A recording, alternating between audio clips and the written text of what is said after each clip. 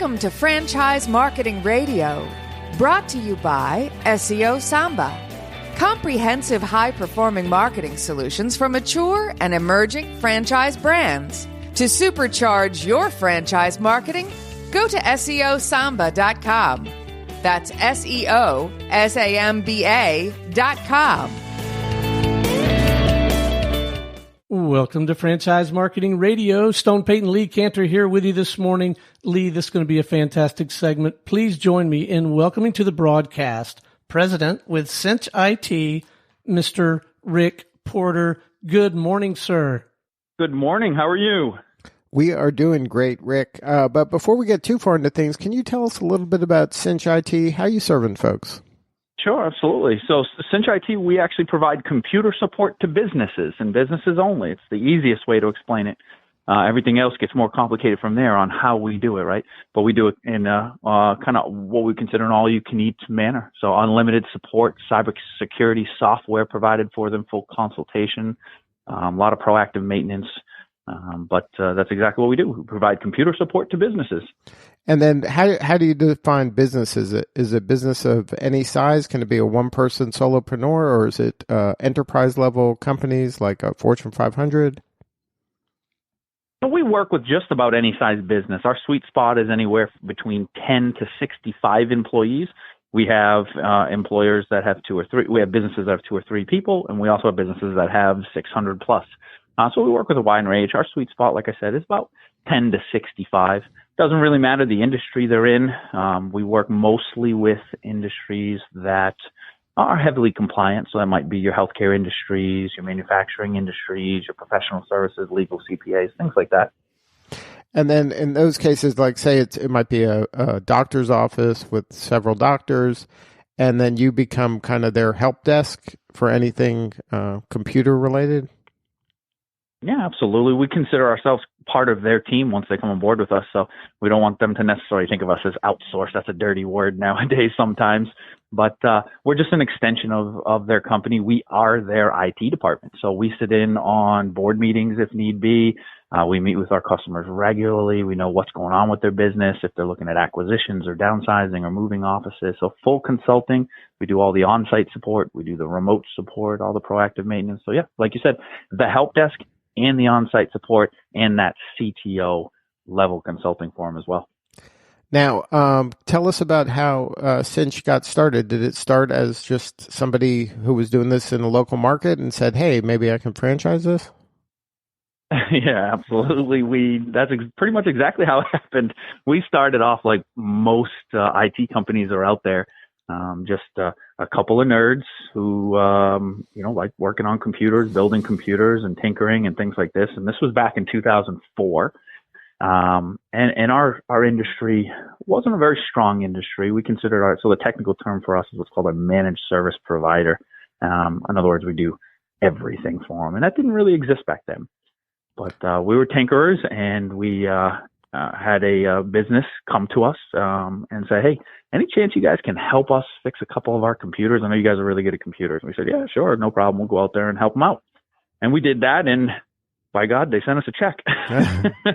And all of a sudden, we're a full-fledged business. We're an IT company.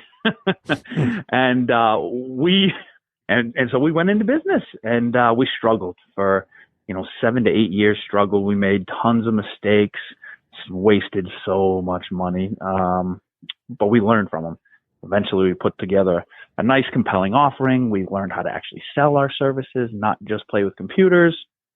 And we hired some really great people, and we saw tremendous success as soon as we put all of those pieces together. And we started to grow. And our customers started out in this Massachusetts area, and they naturally started to spread all over New England, eventually all over the country. And it's mostly due to their own successes. Our customers are what propelled our growth. They might be headquarters here in Massachusetts, but they're buying and they're growing. And all of a sudden, a customer that was here and only here is now in 15 states across the U.S. And we're providing support to all of them all across the U.S. And so we've been very fortunate to work with some really amazing customers who have fueled our growth. And that's kind of how we got into franchising, to be honest with you, we were 2017, I think we were traveling to about 34 different states. to do the boots on the ground work and really help our customers locally.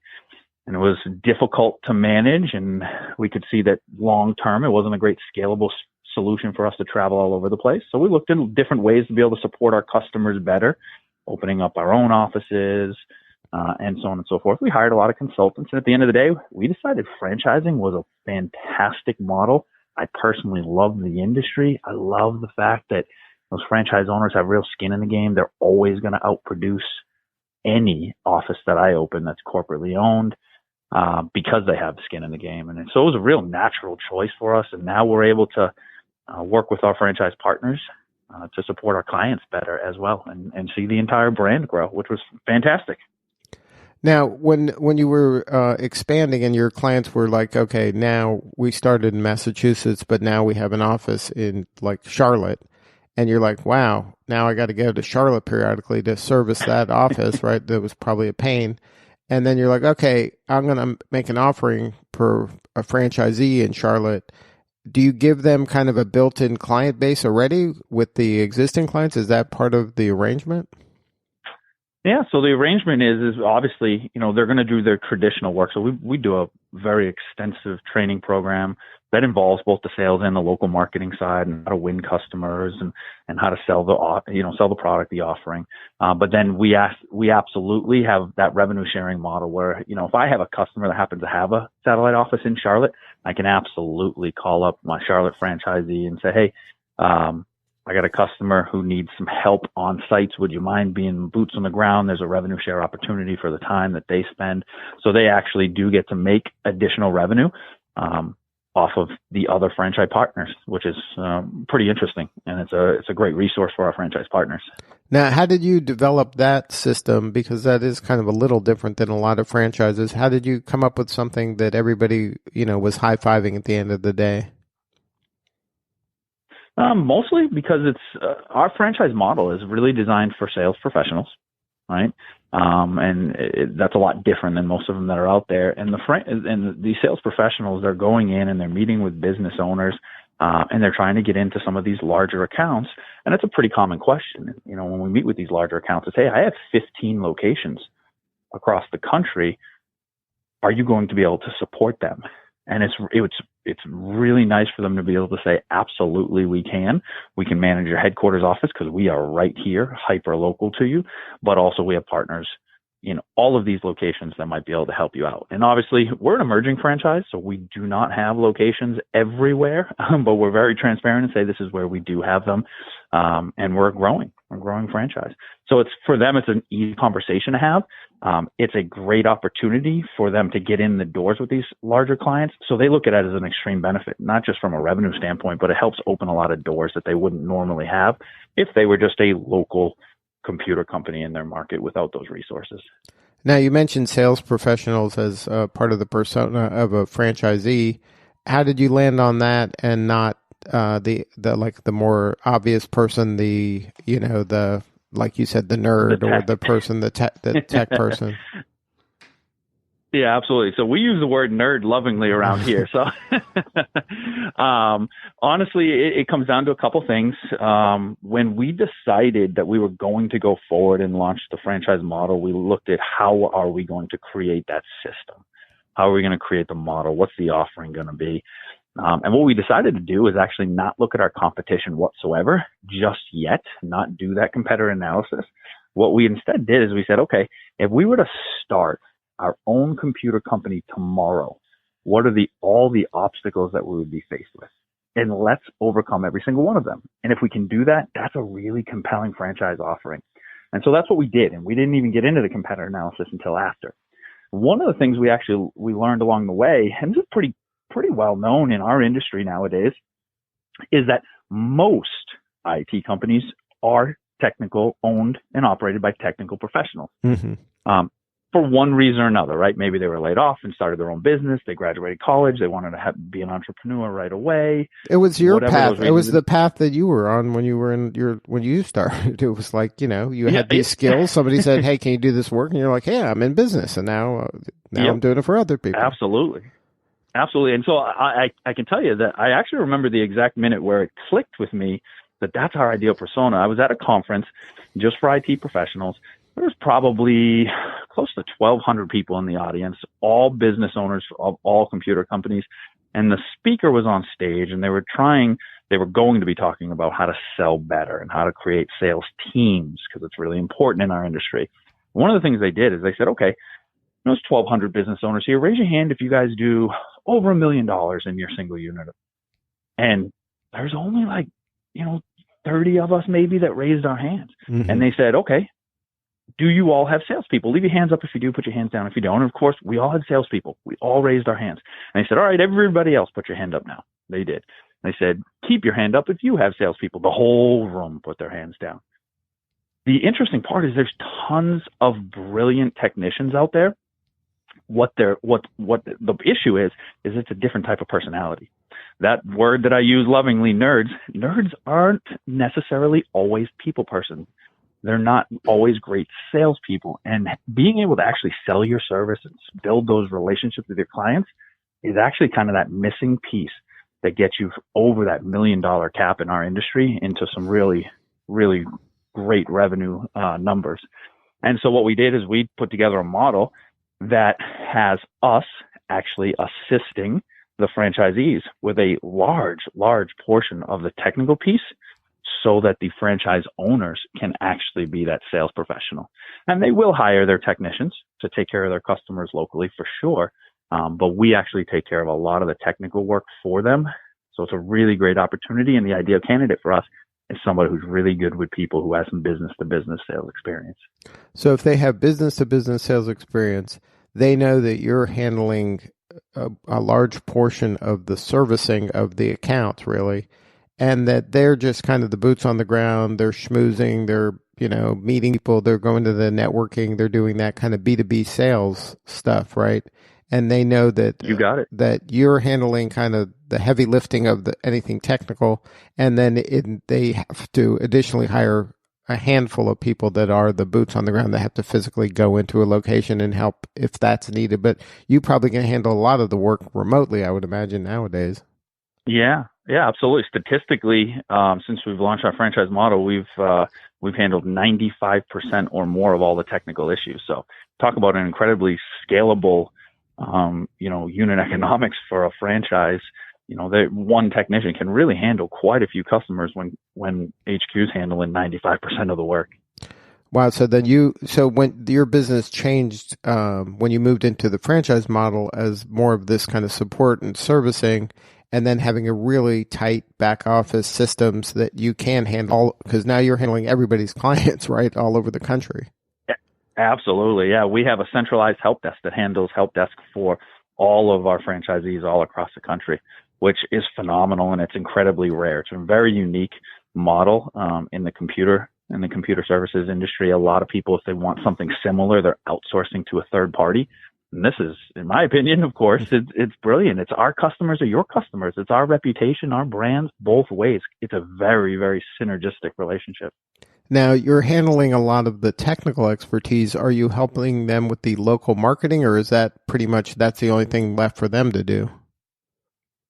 So we do, I would say it's split. So what we do is we do a lot of coaching on the sales side, as far as the type of local marketing efforts they're going to make, whether that's, so we have one we call tier partner meeting. So we teach them how to connect with tier one partners. Tier one partners would be their customers, or could also be our customers, and vice versa. We coach them up on networking and techniques for things like walk-ins and cold calls for that local marketing. And then we also help on the the larger picture side of things. So we actually build their local websites for them. We launch remarketing campaigns related to their pages. We handle their social media for them. We do, on the social media side, we do a lot of things like celebrity campaigns, helping them become quote unquote kind of, local celebrities in their market by winning awards and helping with their reputation management, things like that. Mm-hmm. A lot of press releases for them, and our franchisees love our marketing department. We do a ton of ad design and print marketing material and stuff like that for them. So it's definitely a combined effort. They're the boots on the ground doing the marketing, but we try to do a lot of behind the scenes digital marketing for them in their local markets. And then how are you identifying that sales professional? they don't have to even have sold IT before, I would imagine. They just have to be a good B2B salesperson? That's absolutely right. If you were to ask me, like, who's your absolute ideal candidate, it's that ADP sales rep, right? Or that paycheck sales rep, somebody selling payroll. That's a great, individual that would do phenomenally well. Why? Because they're selling a product like payroll. And I don't want to offend anybody, but right, sometimes to an extent, payroll is payroll. Everybody's going to do a good job. It's about customer service, not necessarily the product. And the prices are all pretty similar, the same. Man, if you can sell payroll, I feel like you can sell anything. Right. And you have great B2B relationships already. So it's an ideal candidate. We absolutely can train the technical pieces that you need to know in order to be able to sell the product really, really well. But that's why you have a tech in your local market as well. And you have us here at HQ to be able to guide you and advise you and say, okay, let's talk about what might be in the best interest of your customer. So constantly coaching them as well. In the wonderful world of technology, we never stop learning. Whatever we learned last week is going to be obsolete in about 3 to 6 months. So always doing continued education. Now, is that one of the challenges of the local person when they start meeting with these higher level people and they are getting asked questions about, this cybersecurity risk or this was in the news, and like how kind of knowledgeable do they have to be in order to have those conversations with maybe the person that is making this kind of buying decision? Yeah, the truth is they don't have to be incredibly knowledgeable whatsoever. For a couple reasons, but our goal through the training program is to really educate them on the products that they have, the challenges that are in the market, and how to overcome them. But when they graduate, they always feel very comfortable because there's so much to learn. But they have two major things. One, when they're talking with that customer for the first time, they're not alone. Their tech that they're hiring in their local market usually comes with them to that first, we call it an assessment, to that first assessment. So when a technical question is asked, they should be given the right answer. If they don't know, hey, I don't know, but I can get you that answer. My tech is here with me. They have a lot more technical aptitude and experience. They can help answer that question. At the end of the day, they always have us to be able to fall back on. So the funny thing is once you become a client, like I said, 95% of the work gets done by HQ, usually through the help desk. So oftentimes, if a question is asked to one of the sales professionals, they can say, you know what, I'm actually not sure. Let's put a call into the help desk and ask that question. And now they're talking with a technical professional who can better answer that question. So there's our industry, you're never going to know everything, and you don't need to. You can absolutely tell them, hey, I'm here to service your account, get you what you need when you need it. And I have resources to get you the answer to any technical question you ever have. Now, when you're talking to that person that's the payroll person and maybe has a job in payroll, and now you're offering them this business, this opportunity to have their own business, do they, while that they eventually feel confident that any question can be answered by their team, is it you have to get over a little bit of a hump emotionally for them to not have some imposter syndrome that, maybe I can't, I'm not smart enough to do this, or I don't have that kind of technical knowledge? Like they have to believe what you're saying at some point in order to do this. Yeah, but absolutely. Is that like an emotional kind of challenge of the selling to get them to believe that they can do this? Yeah, absolutely. And here's the thing. If you asked me to sell payroll tomorrow, I'd feel the same way, right? There's a lot of legal and technical questions that I wouldn't know about payroll. You got to go through that training process. You got to learn that information. We have a lot of tools as well that we use that will help populate a lot of those questions and make you feel at ease. When they're doing their presentations, they're not winging it by any means. We have tools to help them prepare professional presentations to say, here's an audit that we did, and here's something that we discovered that needs improvement, and here's ways to improve it. A lot of the software we use will actually give you that information. But yeah, absolutely. It's like anything else that's new. You got to learn it until you're comfortable with it. Nothing better than a franchise model. I think that's the beauty of any franchise in any industry is you have that support, you have that training, and you have that ongoing relationship with the franchisor to be able to fall back on and ask questions. Like I said, if I tried to sell payroll tomorrow, I'd be pretty nervous as well. Now, for you, you said you're emerging franchise. What do you need more of right now? Honestly, what we're doing is because we're headquartered in Massachusetts, we're trying to grow strategically on the East Coast. We are talking to people all across the country, but we're strategically trying to grow and expand mostly on the East Coast. We're working our way down into the Florida markets and even over into Texas right now. But we're looking for sales professionals throughout the country, preferably right now the East Coast, that really want to get into, they want to get in and own their own business, and they have that entrepreneurial drive, and they love sales, and if they've done B2B, even better. But that's what we're looking for, some really good, great partners on the East Coast right now. And how are you going about identifying these payroll people? How do you reach out to them and find them? So we've done a couple different methods. Our website and our SEO efforts are by far probably one of the number one ways people happen to find us. We also do a lot on social media. So we'll do a lot of social media, both targeted ads and just general ads. We're also utilizing a couple portals that we've done. We're partnered with VetFran because we really like some veteran candidates as well. I think they're phenomenal and great franchise owners. Traditional press releases, stuff like that. But one of the fun ones is that we've been doing is a LinkedIn InMail has worked really, really well to help us identify the exact candidate we want. That's worked very well for us in probably the last 6 months specifically. Good stuff. Well, congratulations on all the success.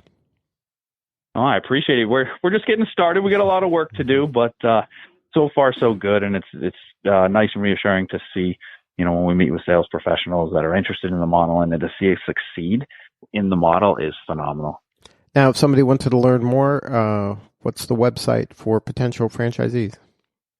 It's cinchfranchise.com, CINCH franchise.com. There is tons of information out there, and you can even contact us directly through the website. Good stuff. Well, thank you again for sharing your story. Thank you so much for having me on. I appreciate it. All right, this is Lee Cantor for Stone Payton. We will see you all next time on Franchise Marketing Radio.